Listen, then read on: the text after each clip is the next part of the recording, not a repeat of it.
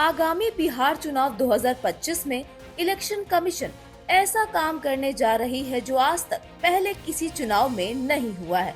जी हाँ, चुनाव आयोग आगामी बिहार चुनाव में 10 ऐसे काम करेगी जो आने वाले चुनाव में नजीर बनेगा।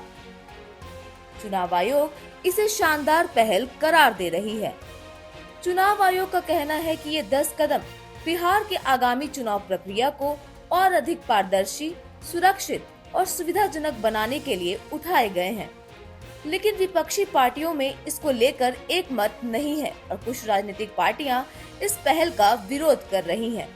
वहीं महागठबंधन के नेता और आरजेडी के सीएम फेस तेजस्वी यादव ने इसे बीजेपी की एक नई चाल बताई है। तो वहीं इलेक्शन कमीशन के इस फैसले से एनडीए ने खुशी जताई है। तो चलिए जान लेते हैं कि बिहार चुनाव में चुनाव आयोग वो कौन से 10 बड़े बदलाव करने जा रही है जो पहले कभी नहीं हुए, जिन्हें बिहार चुनाव में पहली बार लागू किया जाएगा। नंबर 1, ई वोटिंग की शुरुआत।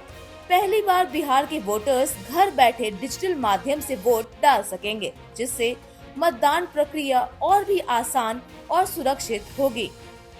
ई वोटिंग की यह प्रक्रिया खास तौर पर उन लोगों के लिए वरदान साबित हो सकती है जो शारीरिक रूप से मतदान केंद्र तक नहीं पहुंच सकते हैं, जैसे प्रवासी मजदूर, बुजुर्ग, दिव्यांग, गर्भवती महिलाएं या गंभीर रूप से बीमार नागरिक। नंबर 2, बायोमेट्रिक सत्यापन में सुधार। वोटर की पहचान को सुरक्षित करने और दोहरी वोटिंग रोकने के लिए बायोमेट्रिक तकनीक को और विकसित किया जाएगा।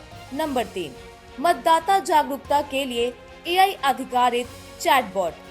मतदाताओं को चुनाव संबंधी जानकारी देने के लिए एआई चैटबॉट मोबाइल और वेब पर उपलब्ध होगा। नंबर 4, वोटिंग के लिए ई पास सिस्टम। विशेष परिस्थितियों में वोटर्स को ऑनलाइन आवेदन पर ई पास मिलेगा, जिससे वे आसानी से मतदान केंद्र पहुंच सकेंगे। Number 5, drone surveillance. मतदान केंद्रों पर सुरक्षा और अनियमितता रोकने के लिए ड्रोन का उपयोग किया जाएगा। नंबर 6, अधिक मतदान केंद्र यानी वोटिंग बूथों की संख्या में वृद्धि। भीड़ कम करने और सोशल डिस्टेंसिंग को बनाए रखने के लिए अधिक मतदान केंद्र बनाए जाएंगे। नंबर 7, मोबाइल ऐप के माध्यम से पोलिंग स्टेशन की लाइव जानकारी। मतदाता अपने नजदीकी पोलिंग स्टेशन का लाइव स्टेटस मोबाइल ऐप पर देख सकेंगे। नंबर 8, मतदाता शिकायत निवारण तंत्र में तेजी। शिकायतों के निवारण के लिए 24/7 हेल्पलाइन और तेज प्रक्रिया प्रणाली लागू की जाएगी। नंबर 9, समाज के विशेष वर्गों के लिए सुविधाजनक इंतजाम। बुजुर्ग, दिव्यांग और महिला मतदाताओं के लिए विशेष सुविधाएं जैसे मोबाइल बूथ, रैंप और अन्य सुविधाएं प्रदान की जाएंगी। और number 10, social media monitoring. Fake news और गलत प्रचार को रोकने के लिए सोशल मीडिया पर कड़ी निगरानी रखी जाएगी।